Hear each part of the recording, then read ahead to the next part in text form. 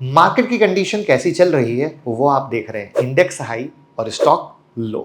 कुछ लोग ऐसे होंगे जो फुल्ली इन्वेस्टेड होंगे, कुछ जो कैश में बैठे होंगे, लेकिन दोनों ही लोगों का सवाल कि अब क्या करें।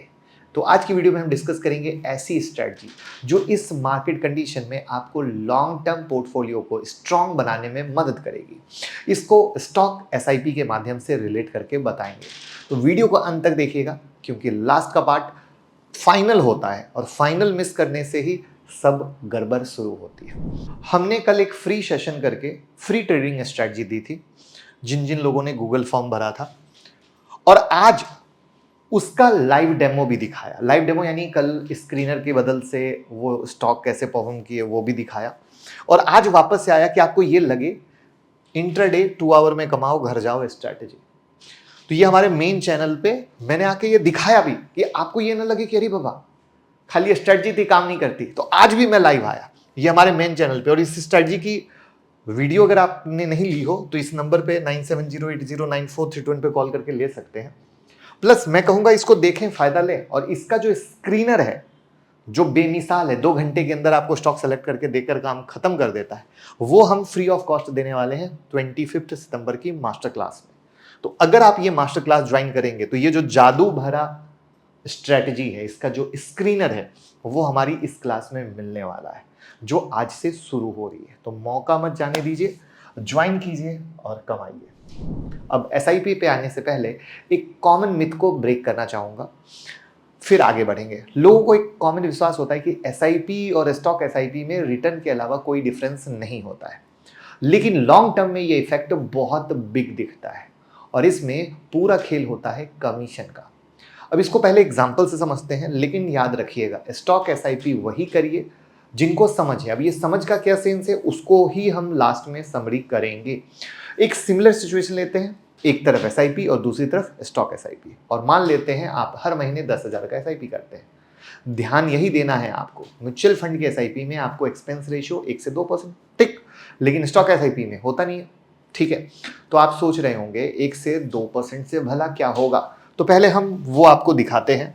ये है केस 1 जो कि स्टॉक एसआईपी का है, और ये है केस 2 जो कि म्यूचुअल फंड की एसआईपी का है, जहां पर 10,000 से कर रहे हैं, 12% का रिटर्न पकड़ा है, 30 साल का टाइम फ्रेम पकड़ा है। तो अब ये जो फाइनल रिटर्न बना है वो 3,52,00,000 बना है। बट यहीं पर सेम कहानी, सेम स्टोरी, सब कुछ करने के बाद जब हम एक्सपेंस रेशियो माइनस कर देते हैं तो वो अमाउंट बन जाता है 2,83,00,000। अब ये फर्क डेफिनेटली बड़ा है, डेफिनेटली बड़ा है, बट फिर से मैं बोलूंगा जिनको स्टॉक मार्केट की समझ नहीं है उनके लिए स्टॉक एसआईपी सही नहीं है, लेकिन सच बताना हमारा काम है।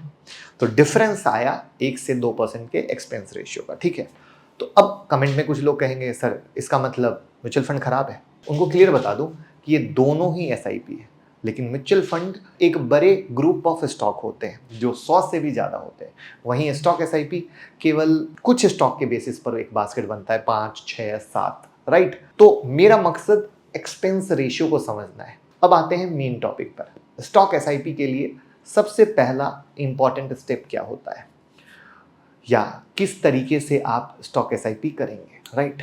तो 5 की पॉइंट आपको ध्यान में रखना है, और उसी 5 की पॉइंट को हम 1 बाय 1 समझते हैं। अब की पॉइंट पहला 1 है कि भैया हम इंडस्ट्री वो लेंगे जो स्टेबल हो, मजबूत हो, हाई रिस्क इंडस्ट्री नहीं लेंगे। यानी हम उस इंडस्ट्री के स्टॉक को पकड़ने की कोशिश कर रहे हैं जो स्टेबल हो, मजबूत हो, भैया रिस्की जोन में ना हो। अब रिस्की जोन का क्या मतलब, अब जैसे गेमिंग इंडस्ट्री नहीं लेंगे, बैंक लेंगे, भैया बैंक का फ्यूचर है, बैंक सीधा इकोनॉमी से रिलेट करता है, तो भैया यहाँ पर तो कोई टेंशन है नहीं। तो पहला एक तरीका हुआ एकदम देसी भाषा में समझाने का। उसके बाद दूसरा, हम चूंकि हम अगर जैसे बताए 5 से 7 स्टॉक ले रहे हैं, तो 5 से 7 स्टॉक लेने का क्या मतलब है, अब सारा बैंक ही थोड़ी ले लेंगे, एक बास्केट बनाएंगे ना, एप्पल भी, ऑरेंज भी, बनाना भी, पोमेग्रेनेट भी, राइट। तो वैसे ही फिर ऐसा लेंगे कि भैया ऐसी इंडस्ट्री जो जीडीपी ऑफ इंडिया से भी, जो जीडीपी ऑफ इंडिया है हमारी जो ग्रो कर रही है उससे तेज भाग रही हो। अब आप कहोगे इसका क्या मतलब है, तो इंडिया की जीडीपी का रेंज क्या है, 7 से 8% का एनुअल ग्रोथ है, तो इससे तेज भाग रही हो। तो अब यहां पर हम ये देखते हैं कि लास्ट 5 साल में जीडीपी से ज्यादा तेज कौन सेक्टर भागा है। Health care, IT, renewable, EV, fintech और FMCG जैसी ये बहुत तेज भागे। लेकिन कौन कमजोर भागा है? तो स्टिल, एग्री, टूरिज्म और कोल। तो एक दूसरा क्राइटेरिया हुआ कि अच्छा हम इससे भी लेंगे, राइट। और आप जानते हो EV भी ले लो, IT भी ले लो, फार्मा, ये सब क्या है? कोर है, इसके बिना मतलब ही नहीं। पॉइंट 3, हमें प्रॉफिट ओरिएंटेड स्टॉक को चूज करना है SIP के लिए।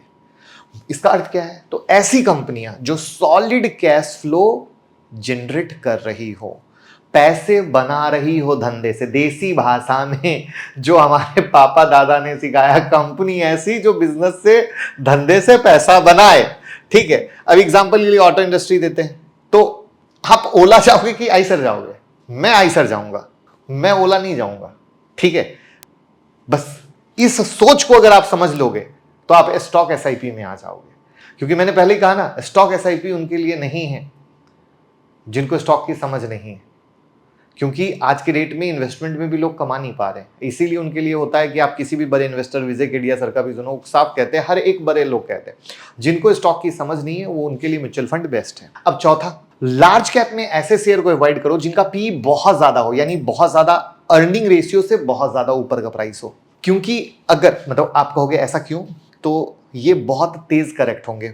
अगर मार्केट में करेक्शन आती है तो इनका करेक्शन भी तेज आता है। लेकिन अगर जो जेन्युइन भाव पे रहते हैं तो वहां पर जो आप लोग एक सुनते हो ना कि लार्ज कैप के शेयर जल्दी गिरते नहीं है, राइट, वो वाले शेयर नहीं गिरते हैं जो एक जेन्युइन वैल्यूएशन पे खड़े होते हैं, जो जेन्युइन पी पर खड़े होते हैं। ठीक है, तो यहां पर जैसे मैंने दिया कि ये सारी वो कंपनियां जिनका पी इस अनदर लेवल पे, कि अगर मार्केट में करेक्ट हुआ तो इनका करेक्शन बहुत तेज होगा। और आप हिस्ट्री में जाके मैच कर सकते हो कि जो ये वर्ड मैंने आपको बताए हैं ये ध्रुव सत्य हैं, पत्थर की लकीर हैं, ऐसा होता है। पांचवा पॉइंट, अब लार्ज कैप को छोड़कर हम ऐसे स्टॉक पकड़ते हैं जिनका पी मॉडरेट हो। ठीक है, जहां पे उनका EPS इंक्रीज हो रहा हो, जैसे Canara bank, Kotak bank, TCS। मतलब ये बाय सेल एडवाइस नहीं है, मैं आपको इस एग्जांपल के आधार पे ये बताने की कोशिश कर रहा हूं कि किस तरीके से ये चीज इंप्रूव हो रही है।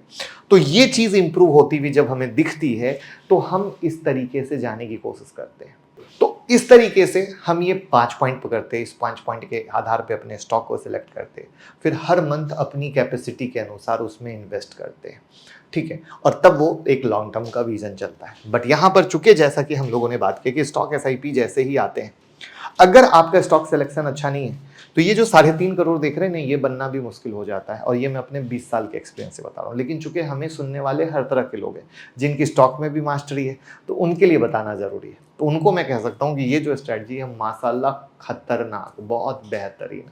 आप चेक करो, अगर आप स्टॉक SIP कर रहे हो और अगर इस तरीके से कर रहे होते तो कितना खतरनाक बनता। तो इस 5 के आधार पर कौन सा शेयर आपके पास बनेगा आपके पोर्टफोलियो में, 5 स्टॉक SIP के लिए कमेंट में बताइए और घर घर शेयर कर दीजिए, जो सीखें और कमाएं।